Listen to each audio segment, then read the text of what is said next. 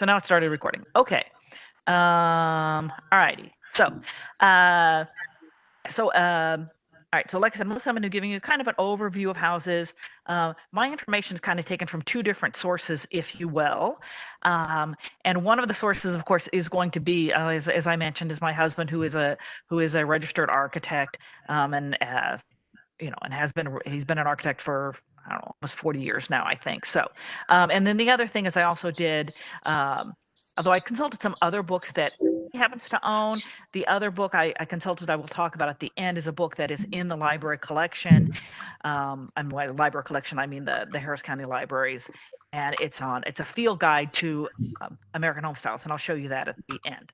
I'm, however, going to go ahead and start out with my presentation. So let me go ahead. Whoops. Let's see. Just a few technical things here. Wait a second. Oh, geez. Sorry.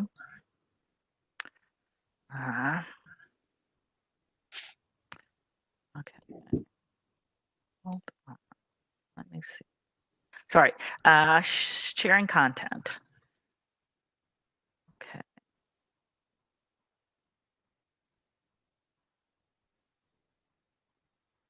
Okay.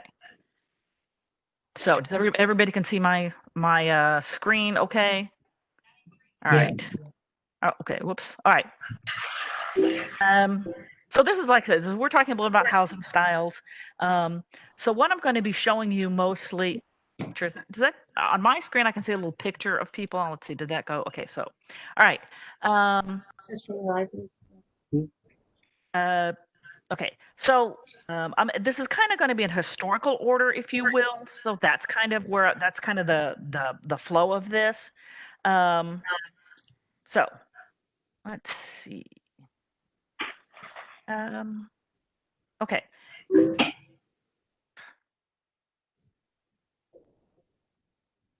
All right. So the first one we're going to talk about, so we're talking mentioning classical, which is okay. So I always think of it as colonial, but in most of these, it's going to refer to it as classical revival.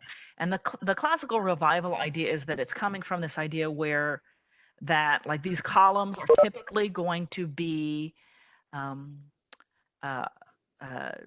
classical elements. So they're going to be classical columns with, like Doric or Ionic or something like that. Those are, I mean, I guess people, I'm assuming that people are kind of familiar with that term. Those are the terms for the columns with the various, pediments on the top, right? In this particular picture, they're very plain, but the other elements in here are of a classical or colonial revival. First of all, the house is very symmetrical, right? You can see if you drew a line down the middle of it, it's going to be kind of the same on either side. Typically, these windows are going to be small paned windows because initially the small paned windows, they did this because they were expensive, right? In the colonial times, these windows were very expensive, and so they had small windows. Nowadays, obviously, that's not an issue, and in fact, these windows are not actually going to. Each one of those is not going to be a separate pane. It's going to essentially be a plate of glass with sort of pieces in the middle to indicate that. The other thing is it has a prominent door in the middle, and then you can see on the sides where it has the skylights, right? So it draws attention to the door. Typically, we think of these as being white. I don't know that that's always has to be the case, but but usually it is thought of as a white house. Okay, this next one is sort of still taken from you can tell it's kind of a colonial looking house, but it's one story. Typically, a colonial house would have been 2 stories, but this is a sort of a variation that you might see in your neighborhood of a colonial house. It still has the columns, it's still symmetrical, has the door with the sideline windows. Okay. All right. So now we're going to move on to Spanish colonial. And this one is, I'm going to pick this house because I thought it was a pretty good example of it. You think of it as sort of a typical, it's a white, I would say stucco, but they're not usually, nowadays, they're not usually actual traditional stucco. They're going to be more of it's just a product that they put on there.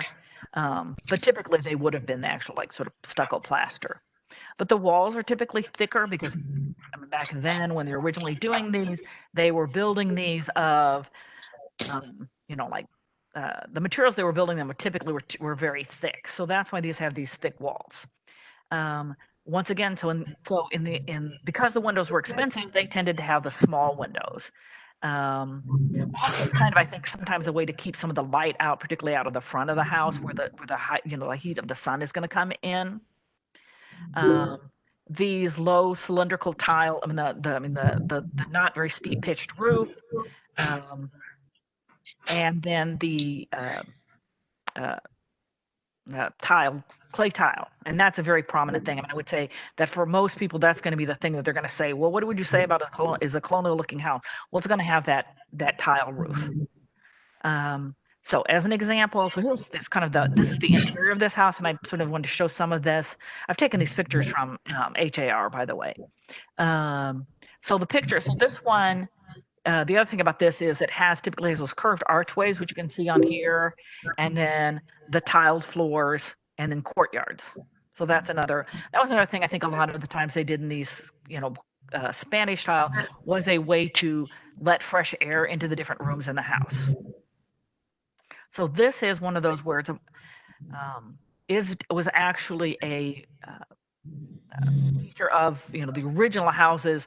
Although most of these houses, the Spanish colonial became a popular style back in like the 1920s. So some of these are going to be called Spanish Revival because it's a revival of the original style.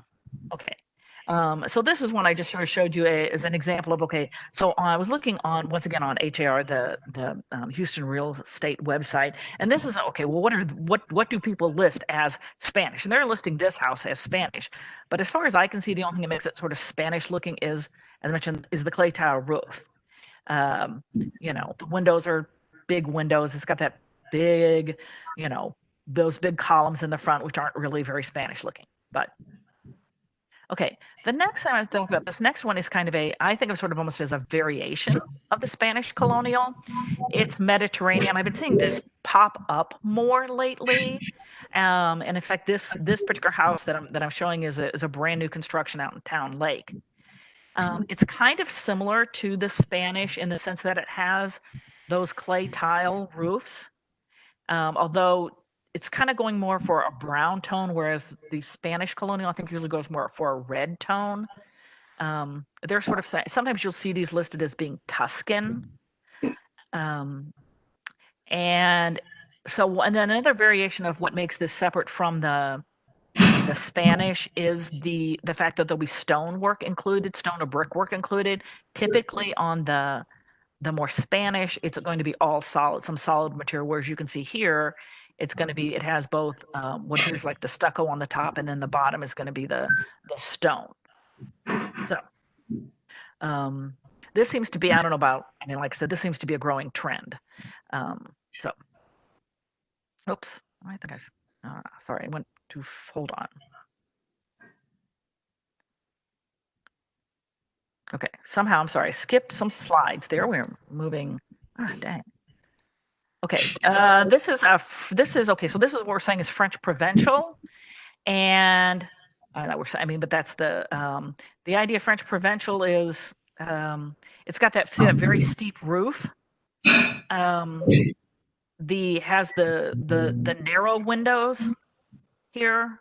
Once again, this is probably initially they were narrow windows because windows were expensive, but that is obviously not necessarily the case now. A lot of them will have stucco, or if not a stucco, then in this case, like in this one, it has a very pale brick. So that's usually a thing, is the brick is going to be paler, and you can see it in this next house. Typically, so this is just from a neighborhood house, and so you can see it has the roof line. This roof line up here, that's this kind of 2-story roof, is called a mansard roof. So that's kind of a thing. Typically, I would think you would see this being a kind of a lighter brick, but that's a frequent thing. Okay. All righty. So next, this next style is Tudor style, and The Tudor style, the characteristics are, so it has those very high-pitched roofs. Once again, a lot of it's going to have the narrow windows, as mentioned, because initially these were expensive windows. In the revival, they will tend to try to keep at least some of those narrow windows. But the main distinctive feature, which I'm sure this is something that a lot of you would think of as traditionally a Tudor element, is this decorative half timber.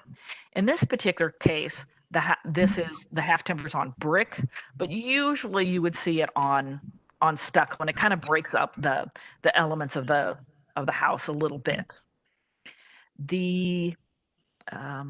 Once again, so as I mentioned that during the 1920s, there was an increase in some housing styles that were sort of as were considered revival. So Tudor revival was one of them. So in the 1920s, so you will see a lot of houses from the 1920s and the 1930s that are going to be this.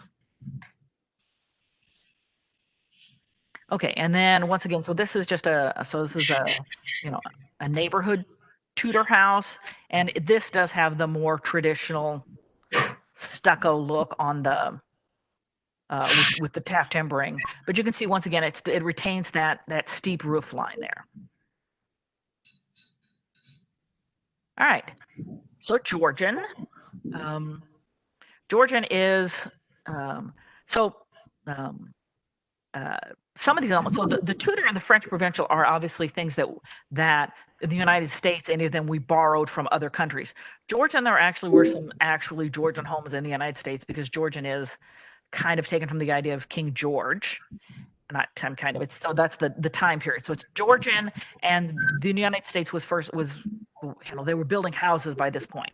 So this is one where we might actually have some Georgian houses in the United States, even though once again this is a style that became popular. So once again, it's another very symmetrical looking house with the pronounced doorways. And then in this case, it has those side lights that you saw in the Colonial, but that's not, most of the element is the fact that there's a pronounced doorway with some kind of heading over this.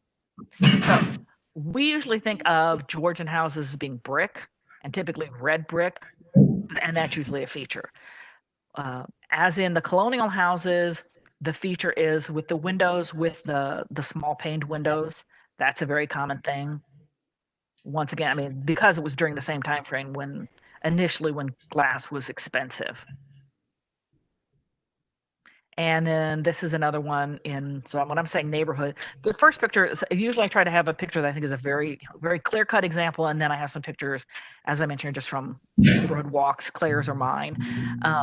And so this one is, it looks like a typical Georgian house. So with as you can see, it has that prominent element for the front door, and then it's all very symmetrical.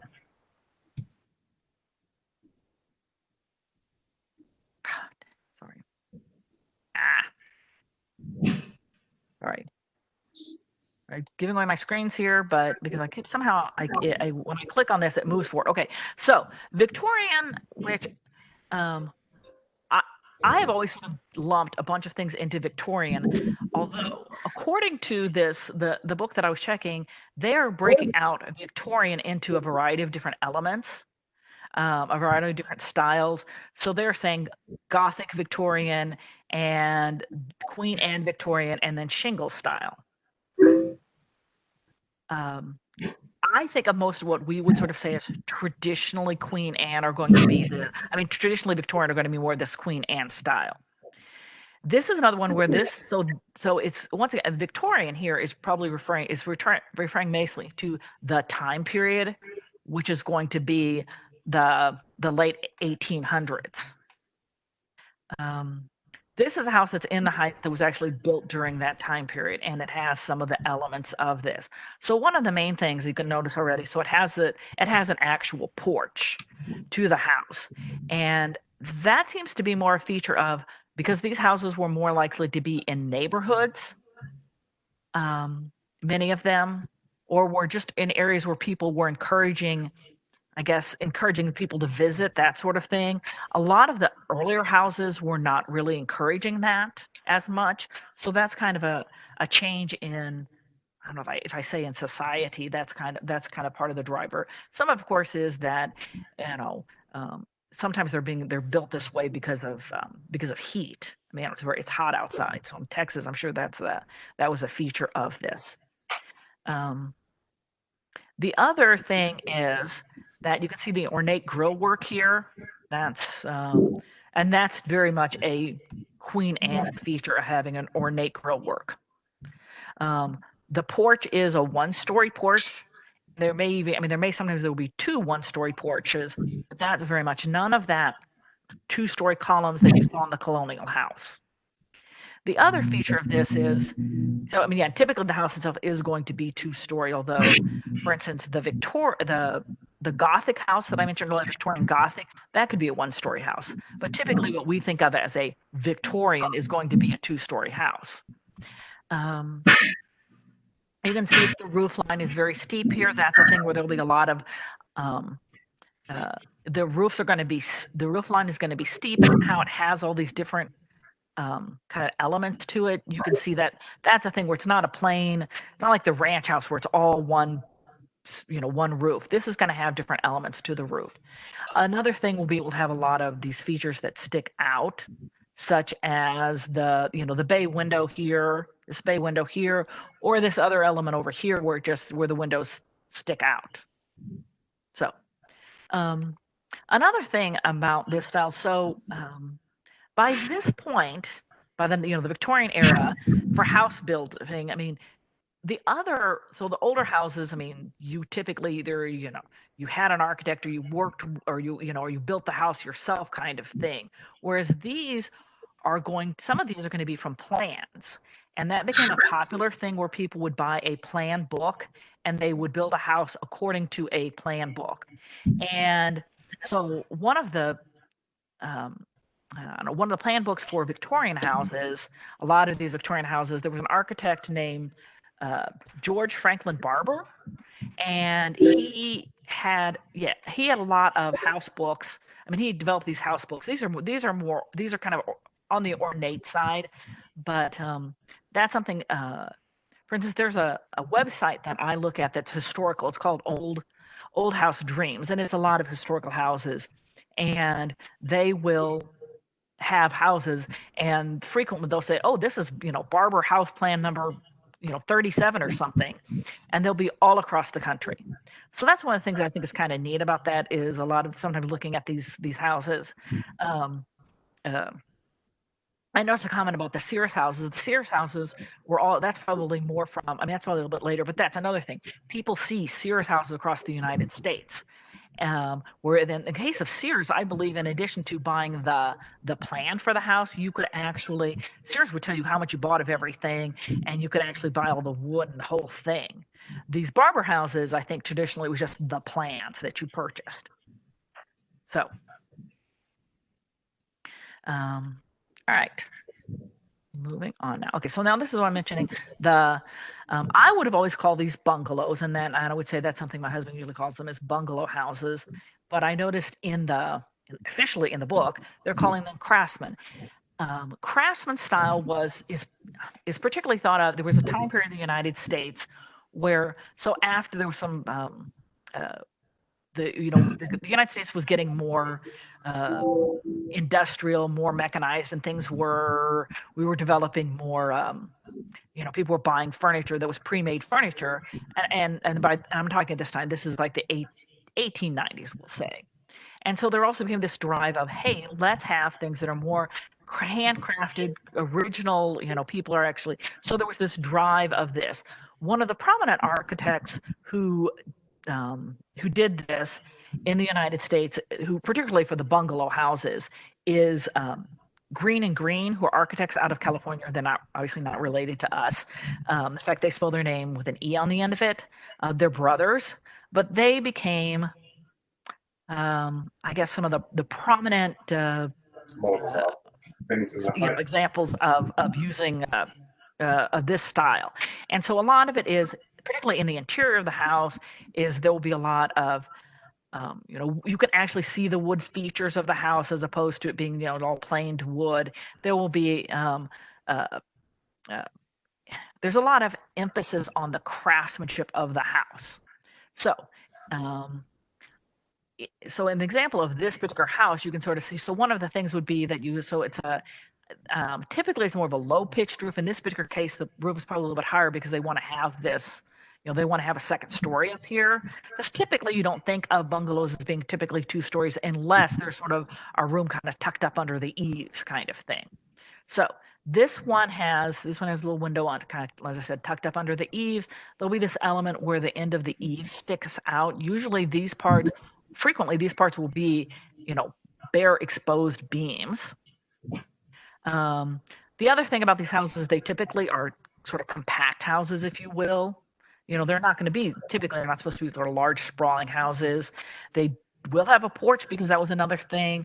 A lot of this is this way to encourage people to, be part of a neighborhood and, participate. And so people would actually sit out on their porch. The other thing, though, is in this case, though, the porch beams, the columns are typically square.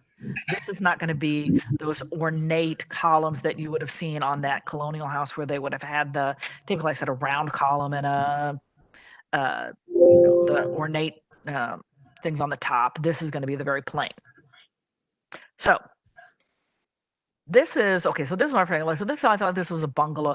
I found this listed on HR as being a bungalow, and I'm like, okay. So it has some elements of the bungalow style, but what I'm saying, it's on steroids. Bungalow too.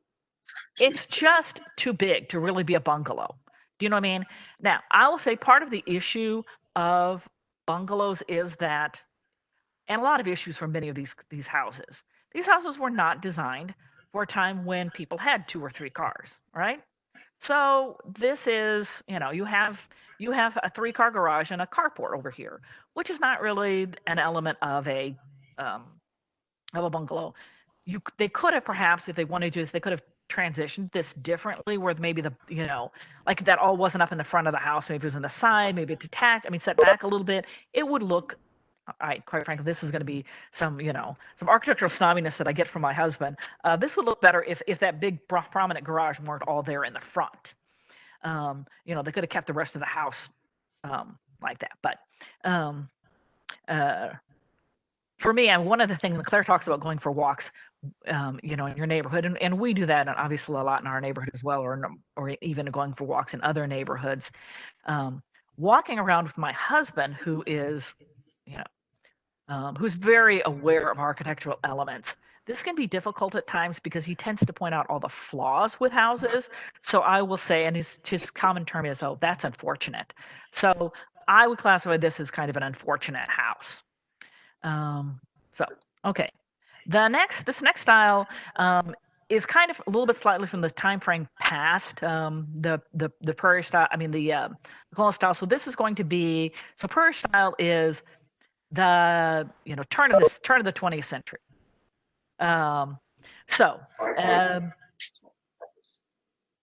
And this house. So this house is this. I picked this house because this is like kind of a classic prairie school house, prairie style house.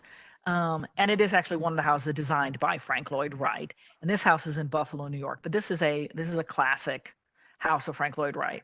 So the elements of this are, so it has that the roof is low pitched. This is a 2-story house, but the porch is 1 story, right? So you can tell and the one thing that makes this is, see those big overhanging eaves on the house. That's going to kind of be one of the elements of this. The other element is these long bands in here, these horizontal bands, and that's particularly an element.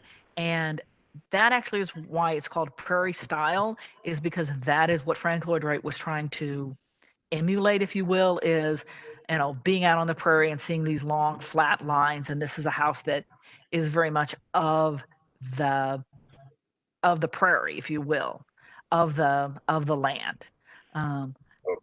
I believe he started doing this houses. He was I mean, these early houses were in Chicago. I mean, like I said, this one's in New York. I mean, it's in Buffalo, New York, but a lot of these were in Chicago. But he had a house in Wisconsin. Um, so, um, so this is one where in a kind of there is a house that is, you can tell they've taken the Prairie style. It has that horizontal beam that goes across there. Typically, a lot of times these second story windows will be smaller than this, but once again, one of the things about houses that you see is that people are, I mean, they want to make the house livable, right? It's not just about what does the house look like on the exterior, and you have to kind of make the house livable. And that's one of the things with some of these housing styles. So for instance, this one, I mean, people did not want to have, tiny little windows in all the bedrooms, stairs. So they're going to have larger windows. Sometimes that's an issue with some of like say the Georgian houses that look very symmetrical, the Georgian in particular. The Georgian house is going to be very symmetrical looking, and so that may not necessarily fit the rooms on the inside, but you have to to have the house look correct on the front of the house, you have to have it fit those windows. So that may be an issue sometimes. Anyway, so the other thing though is this one has, you can see where it has the garage set back, right? Because it doesn't interfere with the rest of the house. Okay, I just kind of throw this in because we're talking about Frank Lloyd Wright. This is the Frank Lloyd Wright. There is one Frank Lloyd Wright house in Houston, and this is it. It's been redone over the years. I think it's been, I mean, they've expanded it, but you can see it still has that long kind of prairie style line to it. Pretty sure that's a new roof on that house. Because I can't imagine that he would have had that roof initially.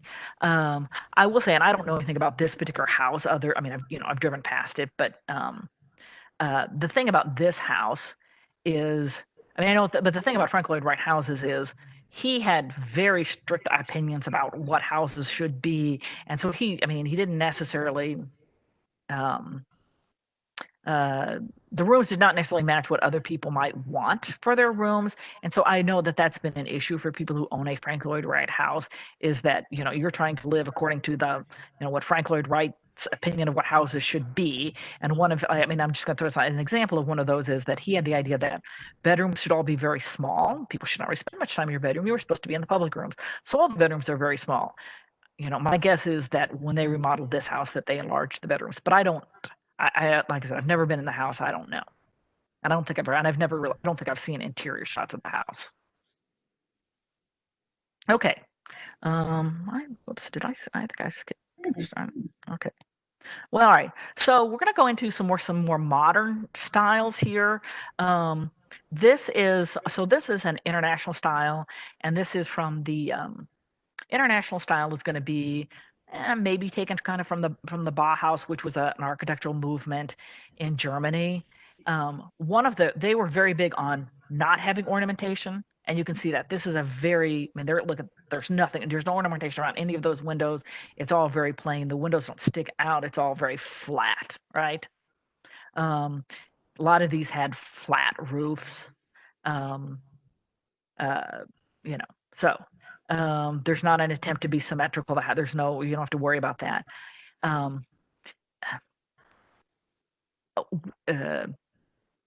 You will. I feel like sometimes in some neighborhoods you are seeing more of these, and I think one of the main reasons you're seeing more of these is because they're less expensive to build than, say a Tuscan house, for instance. Tuscan house has all that ornamentation, and that all gets expensive, whereas this house you can build for less money. Okay, so yeah, this seems to be a trend. Although, okay, so this house this is a new house, probably built in the last, I don't know, 3 or 4 years. But you will see some original of the international style here in Houston, because there's some inside the loop. Okay, kind of around this same time frame, but so the international style was what we would think of as pre-war. And most of these other houses are by pre-war, I'm saying pre-World War II. Now we're getting into houses that came around initially after World War II. And one of the things about these is, so they did have a different a different outlook on this. So these are houses that were built more for neighborhoods. But the interesting thing is that a lot of these houses were not built with the idea of being neighborly, if you will. So as you saw that international house, there's no porch, right? The same thing with a lot of these modern or contemporary houses. They didn't want to have porches. They're meant for the suburbs where, people are all anonymous, if you will. One of the difference though is a lot of times these were designed to have cars or carports. So a lot of these houses are going to have built-in carports. Uh, Particularly for modern, I mean, we're kind of saying modern or contemporary. This particular house is more of a modern style. I'll show you some examples. It's like more contemporary looking. What do we think of as contemporary? But so this one has a flat roof, and that's a common thing of a lot of these of the early modernist houses. The other thing is that they have this. The front door is kind of in this case it's just set back, but a lot of times the front door will be over to one side, right over here, so you can't even see it from the front, because this is, as I said, this is kind of one of those anonymous suburb houses. So all right, so this one, once again, this is a modernist house. This house actually is similar to the house that my husband and I owned at one point. The house itself is gone though. This one has where you have this pitched roof. So it has this pitched roof, but the idea is you have the windows up under the eaves of the window, so you get light in, but people can't see you from the street. So that was another element of some of this, right? So this is this low pitched roof, right? Another thing is a lot of the entire front of the house is brick. The person from the street doesn't see this because, as I'm saying, this is designed for a suburb where you kind of want to be private. But a lot of times the back of this house will have plenty of windows, right? But that's the backyard, the private area. This particular house this is a carport up in the front. So that's what this part up in the front is. It's the carport that you come around to over from the side. So probably a garage now, but I'm pretty sure it was built as a carport.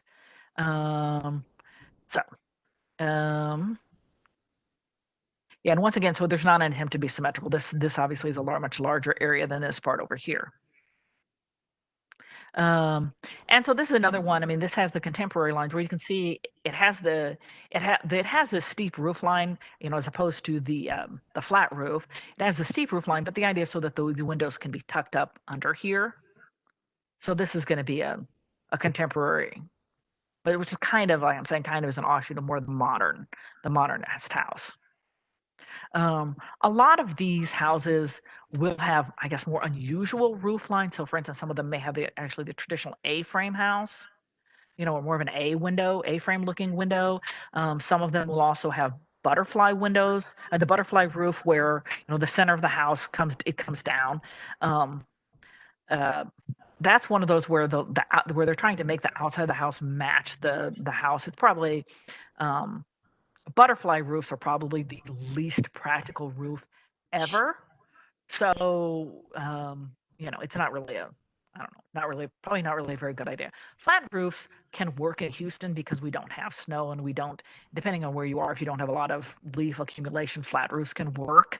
The butterfly roofs, they kind of don't really work at all.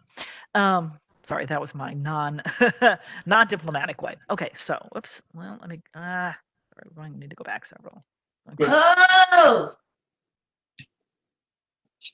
Okay. So, so ranch style houses. Okay. So ranch houses are, they became very, very popular in the United States, and late 50s, mostly you think a lot of those in the 60s. So this is the classic American ranch style house, right? And it has the main roof line here, and then a single gable up in the front, right? It will have it has big picture windows, because by this point we're fine with spending money on windows. So usually, big picture windows is a thing. This one has it's kind of obscured by the tree here, but you can see this big picture window. But even the windows over here, they're not those windows with the tiny little muttons in them. These are big windows, right? The other thing is, because by the time that these houses were being built, we recognized we were going to have garages. So they're going to have a garage in the front. So you can see this one has the garage right there in the front, because that's that's where we were going. So okay, the next house. Okay, so a lot of the ranch houses, and we're talking about those plans. So this is Cliff May is an architect who was known for developing ranch houses. He did a lot of these in California. So this one happens to be in Lubbock, which is why I'm like, okay, we'll at least have a Texas version of this. But you can see where, I mean, so this is the style he was going for. It's it's all one story. So this one, I mean, it's a larger house, but it obviously, has a lot of the space. It has decent windows in the front. I guess to some extent, the picture of this is obscured by the fact there's all these trees, but yeah.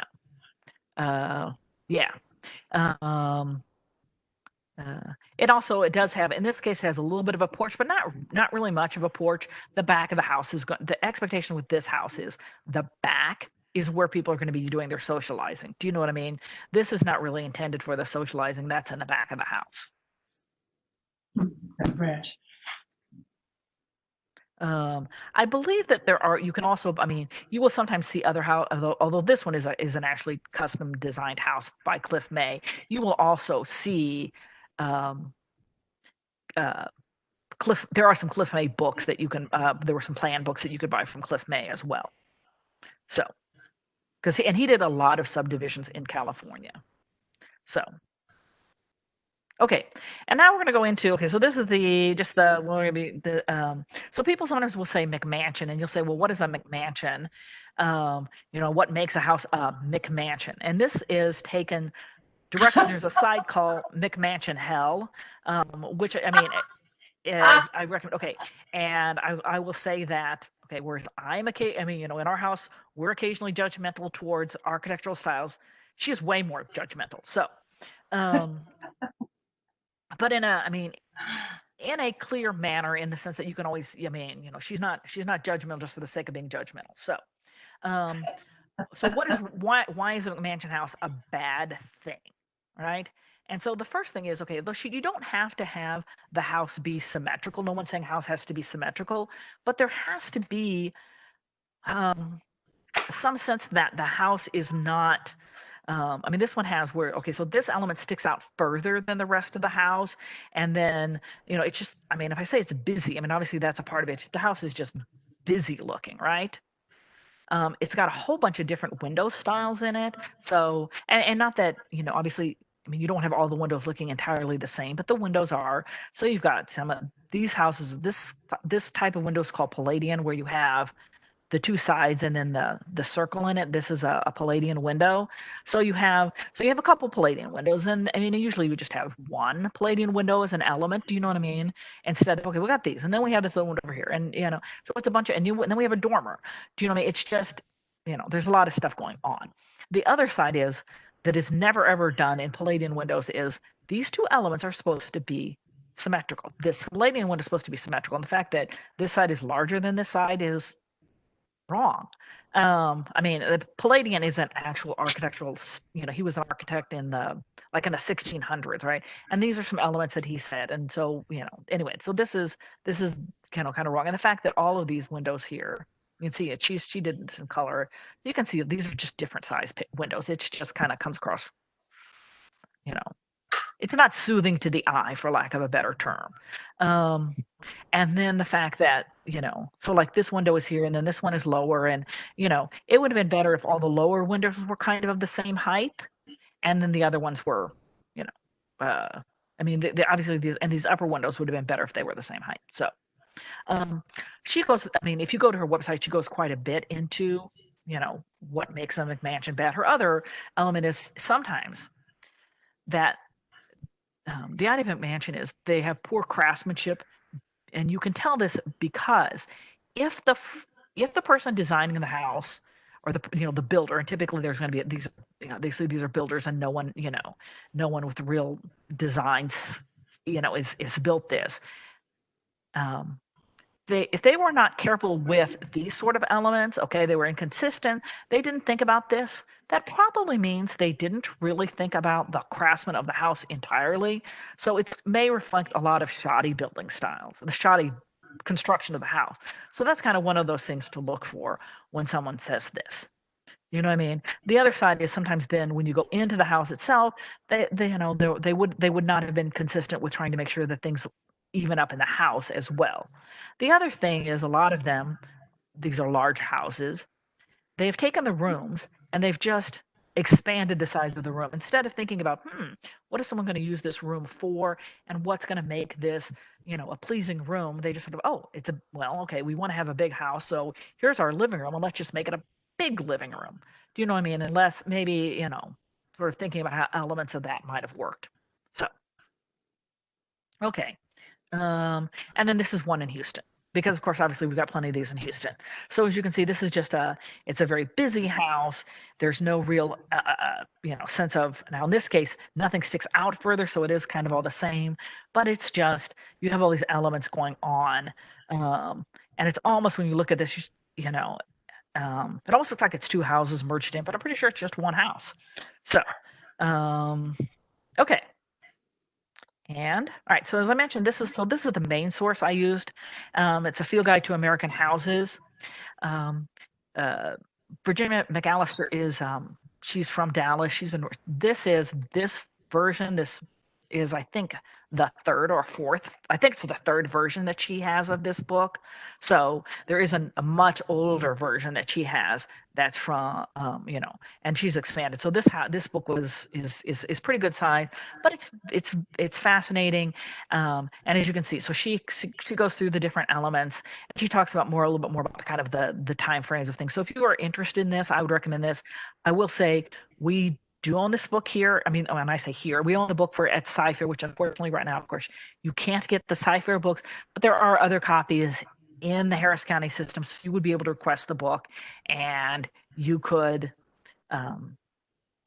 if you request, of course, right now you can request books at, and pick up at, the Bear Creek or the Northwest. Okay. That's the end of my presentation.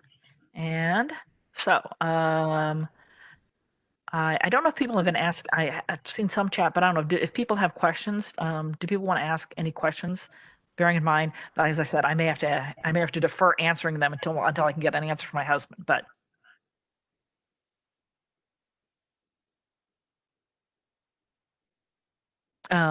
so yes, I did discuss. I saw there was a comment about Tudor. Yes, Tudor is earlier in the presentation. So.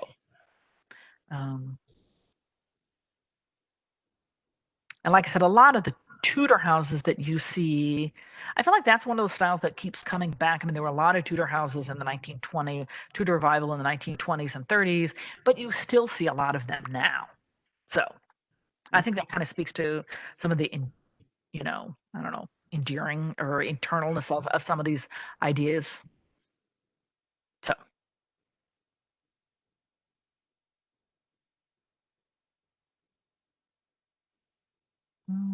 I can stop.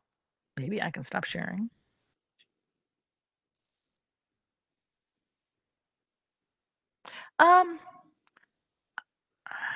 Well, okay. In talking in terms of like new styles, I will say this idea of calling houses Mediterranean or Tuscan seems to be a newer trend.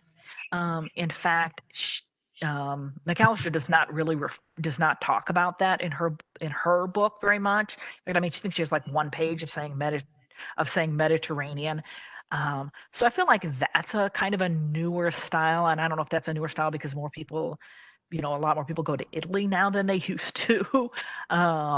So obviously some of this contemporary is kind of some, it's newer in the sense that it's more, 80s. A lot of house style. Another thing that you will see is that people are more likely now to pick elements from a variety of different styles. So that's a thing. So sometimes they're going to call that eclectic when you've merged all these different styles. Um, so, um, but yeah. So, but like I said, I would say this kind of eclectic, but it's kind of a merging thing. I think that many people now are more likely to, particularly in houses, that they're just going to take from different elements. But yes, I saw someone mentioned. I mean, a lot of the house is going to be mandated by what sort of lot size you have, or how the other thing may be, particularly here in Houston, it's mandated by your homeowners association. So some homeowners association may, for instance, they may say, houses have to have a certain percentage of brick. Um, I know in my neighborhood, um, they were having a requirement for a certain amount of brick. So they had the front of the house a lot of times would be brick in the front and then wood on the back, because the wood typically is less expensive than brick. So that might be a thing. So okay, sorry. Um, Okay, sorry, I'm just going to quit this stop sharing. Would Mark say that you can use merge styles? Probably. I mean, I think that's something that I mean, you have to do very, very carefully. So, um, so he on his own he probably wouldn't, but he could probably be able to find some examples of some merged styles that he thought was okay. Like I said, he's kind of picky, so.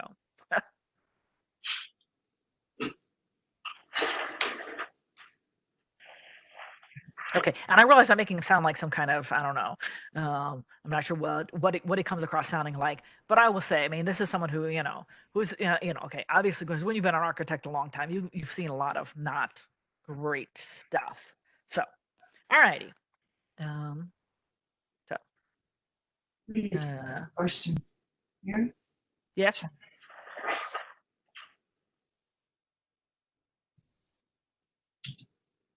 Where does it go? You have to put your mouse in. Actually, we can hear you, Kathy. So if you just want to say your question, that's fine. You turn on, yeah. I like mid-century modern. Right. You know what I'm talking about? Yes, right. And when I was saying the modern house, both of those modern and contemporary houses were more mid-century modern. Right. Yes. Okay. Yeah.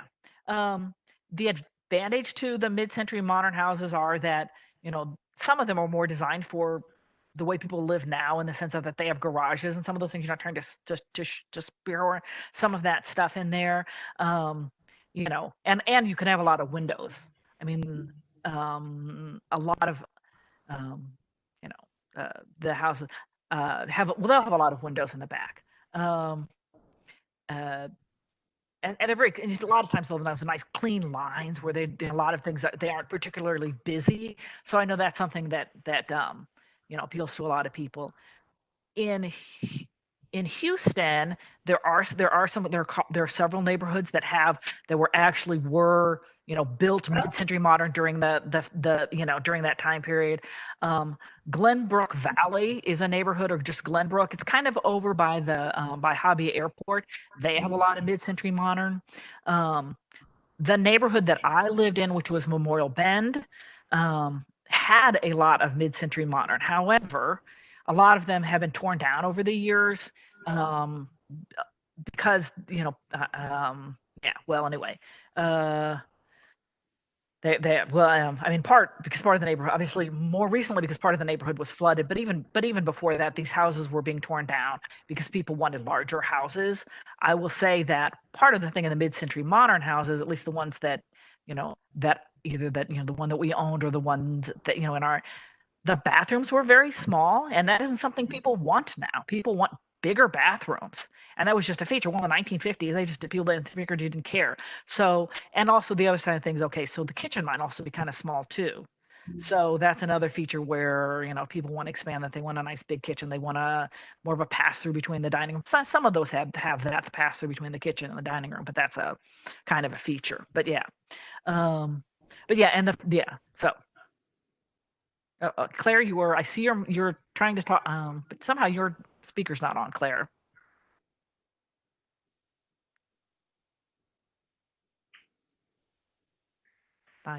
did I?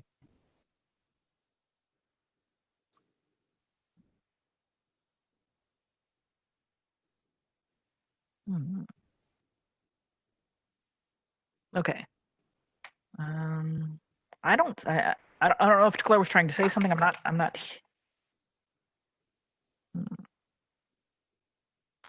After the virus, people want less open spaces. Possibly. I mean, I have some things where, I mean, obviously they said that after all of this, people are going to be much more interested in what their house is like, because after everybody's been spending so much time in their house. Yeah, I'm not really sure what that's going to be in terms of, trends in architecture. Yeah.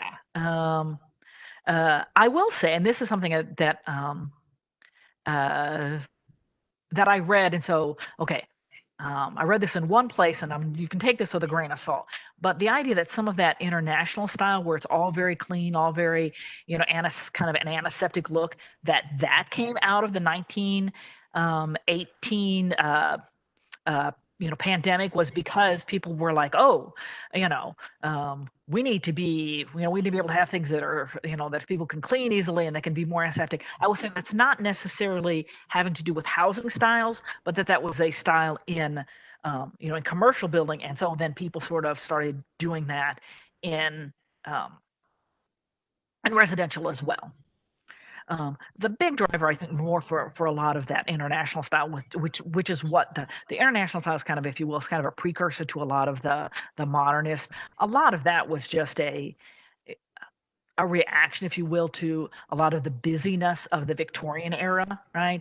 So people, I mean, there was a lot of period, and I don't know if, in like I feel like in the 1950s and 60s, people thought Victorian was old and fussy and busy, and so they wanted to, let's get away with that. Let's have all these nice clean lines, whereas that's probably now the reaction is more, let's get away from all that stark, barren thing and be a little bit more. And that's where I guess this eclectic is coming in, where people want to have some more elements of different things, right? They want to bring in some other ornamental elements, because they don't really want it to be all that sterile, barren look. So, well, yes, and right. So houses, I mean, clearly houses got smaller because, there's always a trend. I feel like there was a trend for getting houses smaller because people didn't have people to have servants. But on the other hand, there's been a trend now where houses are getting bigger, which is some of that McMansion is, that people do. I want to have a big house. I want to, and some of that, maybe some of this bigger house movement, maybe, people want to get away from their families, which would be an interesting aspect of some of the coronavirus. Is that's where people are like, oh, I don't want too small of a house, because I know what it's like if we're all cooped up in it.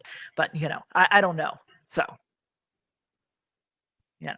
I will say that's one of the things on the McMansion website, is that she talks about, the feeling of some of those really large houses. The problem with some of those really large houses is you don't have that much of the sense of being a family together, because, everybody goes off into their separate room or rooms, and so they don't come together as much. So, all right. Okay. Thank you. I hope people enjoyed that. And all right. Okay, so I will go ahead and stop, and then I know somebody mentioned a walking tour. That would be great. And we'd never do that in this time of the year, though, right? So, okay, thank you, everybody.